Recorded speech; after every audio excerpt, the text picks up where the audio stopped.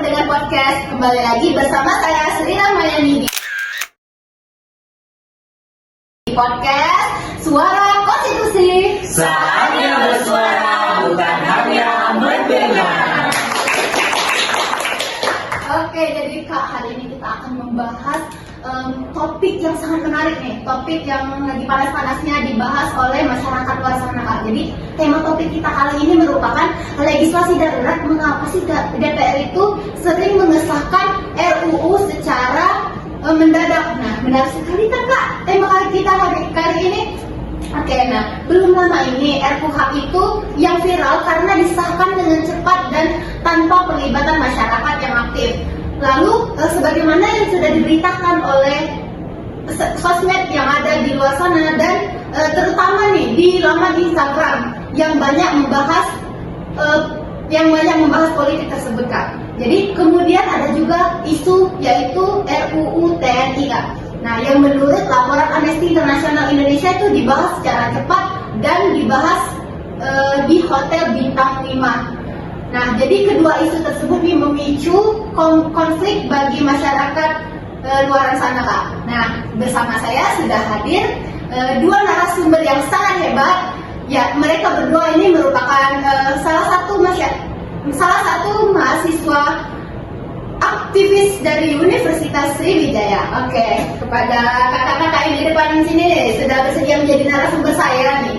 Boleh dong untuk kenalan terlebih dahulu, boleh Kak? Oke, terima kasih. Sebelumnya perkenalkan, nama saya Trisatya Nofrentara. Saya merupakan mahasiswa Universitas Sriwijaya.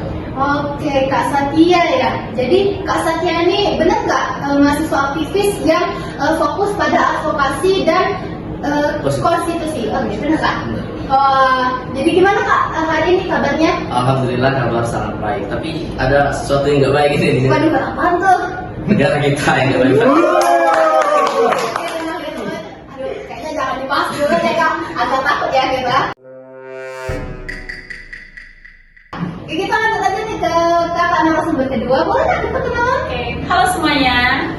Perkenalkan, saya Rela Jimita, mahasiswa aktif dalam hak asasi manusia yang aktif mengawal legislasi. Wah, hebat sekali ya untuk Kak Rela. Jadi Kak Rela sendirinya apa kabarnya Kak? Alhamdulillah baik. Kakak sendiri gimana kabarnya? Alhamdulillah, jadi malu gitu ya ditanya dua narasumber kita yang hebat ini. Alhamdulillah Kak, saya baik. Oke, nah jadi sebelum kita masuk lebih dalam nih Kak, saya akan menjelaskan terlebih dahulu terkait poin isu yang akan kita bahas nih. Ada dua isu yang akan kita bahas Kak. Isu pertama yaitu kasus RUHP. Nah, jadi di kasus pertama ini Kak ada beberapa poin yang akan kita bahas dan saya bacakan terlebih dahulu ya Kak ya. Untuk poin yang pertama yaitu RUHP telah lama dibahas, tetapi finalisasinya itu menjelang pengesahan dilakukan itu sangat cepat Kak. Lalu poin yang kedua dari kasus pertama kita bahas ini yaitu publik tidak diberi cukup waktu untuk memeriksa draft terakhir. Yang ketiga yaitu pasal-pasal kontroversial tetap dipertahankan seperti penghinaan presiden, lalu pasal kesusilaan, pembatasan kebebasan berekspresi. Lalu yang keempat di poin pertama ini yaitu kritikan masif muncul baik dari mahasiswa, jurnalis hingga akademisi. Nah, lalu kasus kedua yang akan kita bahas yaitu kasus RUU TNI pada tahun 2024 ya Kak. Nah, ada 4 poin juga yang akan kita bahas pada kasus kedua ini. Yang pertama yaitu berdasarkan laporan Amnesty, pembahasannya itu berlangsung secara cepat di Hotel Mewah Bintang 5 nih Kak. Ada isu-isunya begitu ya. Lalu dianggap melanggar prinsip transparansi etika pemerintahan. Yang ketiga yaitu ada RUU ini mengatur perluasan jabatan sipil bagi anggota TNI aktif Kak. Lalu yang keempat itu banyak pihak menilai ini berpotensi menghidupkan kembali bayang-bayang duit fungsi ABRI. Nah, jadi itu Kak yang akan kita bahas di podcast kali ini. Kakak bersedia kan? Oke, jadi saya mau bertanya nih ke Kak Satya sendiri sebagai mahasiswa aktivis demokrasi dan konstitusi. Nah, menurut pandangan kakak nih, apa pelanggaran prinsip hukum tata negara yang kakak lihat dari kedua kasus tadi, Kak? Oke, terima kasih Kak. Kalau kita berbicara tentang konstitusi, sebenarnya dari Undang-Undang Dasar 1945 itu menegaskan bahwasannya dasar dari pembentukan peraturan perundang-undangan itu harus bersifat demokrasi, transparan, akuntabel, dan melibatkan masyarakat. Ya, di mana lebih jelas lagi diatur dalam Undang-Undang Nomor 12 Tahun 2011 tentang peraturan perundang-undangan. Sana menjelaskan bahwasannya terdapat salah satu asas yang sangat penting, yaitu asas keterbukaan. Nah, artinya bahwasanya masyarakat itu memiliki hak untuk mengikuti ataupun membantu dalam proses pembentukan, bahkan pengesahan dan pengundangan itu harus terlibat itu. Namun dalam hal ini terjadi beberapa kasus. Tadi disebutkan ada 2 kasus, RUHP sama RUU TNI. Tapi di tahun 2019 ada salah satu kasus tuh, yaitu RUU KPK. Saat itu kan zaman COVID tuh. Jadi kita agak terbatas nih masyarakat untuk ikut serta dalam pembuatan undang-undangan, gitu kan. Tapi dari kasus tersebut kita bisa melihat terkadang DPR ini mengesahkan secara mendadak. Iya betul. Jadi yang kayak KPK itu cuma sekitar 12 sampai 13 hari langsung jadi itu rancangan undang-undangnya. Jadi lanjut lagi ke rancangan undang-undang TNI. Itu sempat dibahas di tahun 2024 dan disahkan di tahun 2025, yang dimana yang jadi pokok permasalahannya adalah DPR RI itu mengesahkan di ruang tertutup di Hotel Bintang 5. Iya benar. Saat itu sempat ditentang oleh teman-teman Kontras, salah satu lembaga HAM. Jadi di sana mereka menentang bahwasanya tidak ada prinsip transparansi dari pihak DPR RI yang melaksanakan rapat lalu mengesahkan secara tiba-tiba. Dan yang baru-baru ini RUHP itu yang jadi salah satu masalah juga karena dinilai cukup mendadak, karena seringkali ditutup oleh isu-isu negara kita nih biasa kan.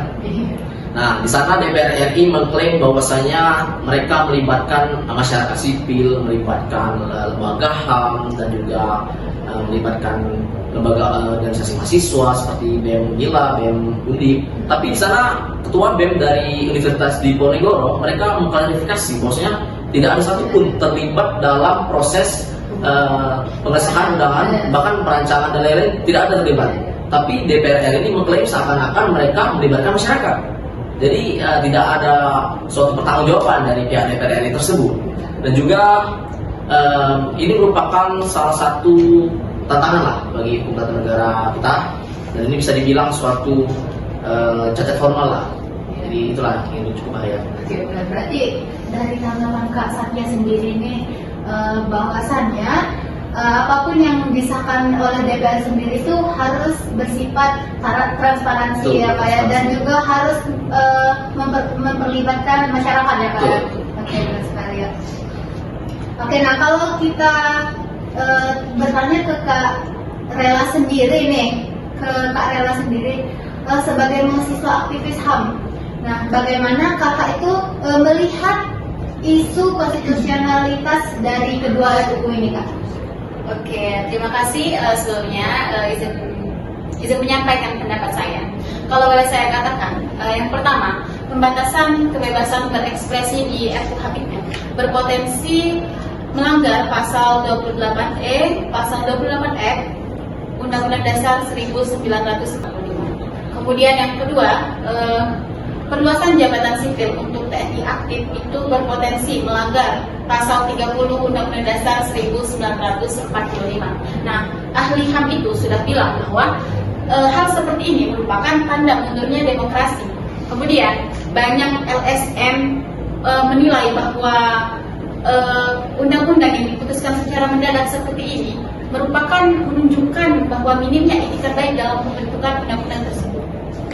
Dari perspektif Kak Rela sendiri deh, sebagai mahasiswa aktivis HAM ya, bahwasannya ketika RUU ini disahkan secara mendadak maka berpotensi melanggar pasal 28E, terus pasal 28F dan pasal 30 ya Undang-Undang Dasar 1945 ya kan Kak? Nah, oke. Nah, jadi ketika kita berbicara mengenai proses pengesahan yang tidak transparansi ini. Saya ingin bertanya kepada Kak Satya lagi nih, bagaimana dampaknya pada demokrasi dan kepercayaan publik dari Kak Satya sendiri? Oke, yang jelas ini bisa terjadi krisis legitimasi. Bahwasanya DPR dan pemerintah itu ibaratnya berjalan sendiri tanpa kontrol dari masyarakat. Hal ini bisa memicu beberapa hal. Pertama itu terjadinya turunnya kepercayaan publik terhadap pemerintah. Seakan-akan masyarakat ini merasa tidak dilibatkan, padahal undang-undang tersebut mengatur mereka. Lalu yang kedua, ini bisa memicu resistensi publik yang meningkat, sehingga terjadinya demonstrasi yang seakan-akan menolak akan adanya revisi dari RUU tersebut. Lalu hal ini juga dapat melemahkan demokrasi kita. Kan demokrasi kan dari rakyat ke rakyat, dari rakyat. Tapi rakyat sendiri tidak dilibatkan dalam hal tersebut. Dan ini sangat berbahaya. Sangat berbahaya sekali ya Kak. Ada saya membahas ini agak gimana gitu ya Kak. Saya agak takut juga gimana gitu. Oke Kak, kalau kita berbicara mengenai isi dan kontroversi dari RUHAP atau RUU TNI ini Kak. Nah, saya ingin bertanya pada Kak Ella nih, bagaimana isi kedua RUU ini berdampak pada masyarakat Kak? Kalau menurut saya, RUHAP ini mengkriminalisasi ekspresi, di mana mahasiswa, aktivis, jurnalis itu dibungkam. Nah, selain itu juga, menurut saya, rakyat itu tidak diuntungkan atas disahkannya undang-undang ini. Justru malah mungkin di beberapa kasus rakyat itu bisa saja dirugikan karena memang tidak ada keuntungannya. Nah, kemudian RUU TNI yang memperluas jabatan sipil untuk TNI aktif ini bisa memunculkan kembali pola duifungsi, yang mana pola duifungsi ini jika diterapkan tanpa kontrol masyarakat bisa menyebabkan sesuatu yang berbahaya lah ya untuk masyarakat sipil. Kemudian ketika pola duifungsi ini terjadi kembali, yang menjadi korban utama itu masyarakat sipil. Ya, mungkin itu. Oke, jadi Kak Lela itu berpendapat sebenarnya kayaknya saya juga berpikir ya kalau RUU disahkan secara mendadak kayak gini memang tidak ada untungnya bagi masyarakat ya Kak. Oke, kita lanjut ke kritik dan kontroversi nih. Mengapa kritik publik itu selalu muncul lagi saat legislasi mendadak Kak? Saya ingin bertanya pada Kak Satya. Hal ini terjadi dikarenakan publik itu merasa diperlakukan sebagai penonton, bukan hal yang terlibat kayak gitu kan. Dan juga kritik yang diberikan itu berdasar. Yang pertama itu karena legislasi tertutup. Yang kedua karena di sana ada kepentingan-kepentingan. Yang ketiga di sana dapat melemahkan prinsip check and balance. Tidak ada yang cek, tidak ada yang keseimbangan. Sebab inilah terjadi kritikan tersebut. Jadi kakak berpendapat bahwasannya masyarakat tuh hanya dianggap menonton saja ya Kak. Ya benar. Saya juga ngerasa kalau saya juga kayak kenapa saya hanya menonton gitu. Iya benar-benar. Oke, nah kita masuk ke harapan dan kekhawatiran dari Kak Ella sendiri nih. Sebagai mahasiswa aktivis yang sangat aktif di Universitas Sriwijaya kan. Jadi apa harapan dan kekhawatiran kakak nih terhadap kedua RUU ini ketika disahkan? Oke, mungkin bisa mulai dari menyampaikan kekhawatiran dulu ya. Kekhawatiran terbesar saya, mungkin bukan cuma saya, mungkin bagi para penonton juga ya, bahwa kita itu khawatir dinormalisasikan membuat aturan secara cepat dan tertutup seperti ini. Kemudian harapan saya mahasiswa itu tetap kritis dalam menghadapi hal-hal semacam ini. Kemudian aktivis-aktivis itu tetap bersuara. Nah, kemudian juga untuk ruang publik itu terus memberikan ruang untuk berbicara mengenai hal-hal seperti ini, supaya kita itu bisa terus berbicara dan mengontrol kebijakan-kebijakan yang dibuat oleh pemerintah. Kita juga bisa membantu masyarakat sipil. Iya, benar. Jadi saya juga ngerasa ya Kak, kayaknya ini berdampak juga kepada diri saya kan sebagai pembawa acara podcast. Dan juga semoga harapan dari Kak Lela tadi semoga terpenuhi ya Kak. Amin. Oke. Dari harapan tadi nih teman-teman, kita masuk ke penutup ya, karena sudah di akhir di penghujung acara. Jadi, oke, saya izin mengucapkan terima kasih kepada Kak Satya dan Kak Rela juga. Terima kasih sudah memberikan analisis yang sangat mendalam.